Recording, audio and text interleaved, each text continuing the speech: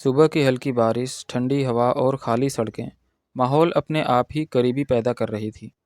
हम तो रोज़ सुबह मिलते थे। धीरे धीरे औपचारिकता कम होती गई और अपनापन बढ़ता गया। और शाम होते ही बनारस की गलियों में घूमना, कभी पान कभी चाय, तो कभी गंगा किनारे बैठकर लंबी बातचीत। अगले 4 दिनों में हम लगभग हर शाम देर रात तक साथ रहते। मैसेज में अब सिर्फ हाल चाल नहीं, बल्कि हल्की फुल्की शायरी और भावनात्मक बातें भी होने लगी। एक दूसरे की आंखों में देखने का तरीका अब बदल चुका था। अब चुप्पी भी बहुत कुछ कहने लगी थी।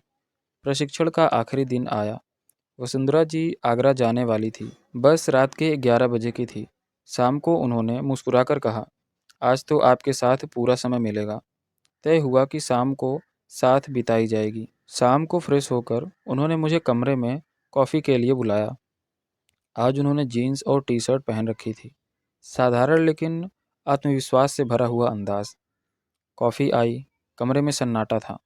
हम पास पास बैठे थे। बातचीत के दौरान उन्होंने हल्के से अपना हाथ मेरे हाथ पर रख दिया। उस पल कुछ बदला। कमरे में सन्नाटा था, लेकिन दिलों में बहुत कुछ चल रहा था। उन्होंने अपना सिर मेरे कंधे पर रख दिया। बस उस पल ना कोई सवाल, ना कोई हड़बड़ी, बस भरोसा और अपनापन। मैं धीरे से उनके माथे को छुआ। यहाँ कोई जल्दबाजी नहीं थी, बल्कि एक भरोसे का इशारा था। उन्होंने मुझे कसकर गले लगा लिया। इसके बाद जो हुआ वह किसी एक पल का फैसला नहीं था, बल्कि कई दिनों से बढ़ती नज़दीकियों का नतीजा था। हम एक दूसरे के और करीब आए। भावनाएं, स्पर्श और सांसों की दूरी, सब कुछ बदल चुका था। वह शाम सिर्फ शारीरिक नहीं बल्कि भावनात्मक रूप से भी बहुत ज़्यादा गहरी थी। हमने साथ बैठकर खाना मंगवाया, एक ही प्लेट में खाना खाया, हंसे और बातें की। कभी कभी ज़िंदगी ऐसे मोड़ पर ले आती है जहाँ कोई अजनबी बहुत अपना लगने लगता है।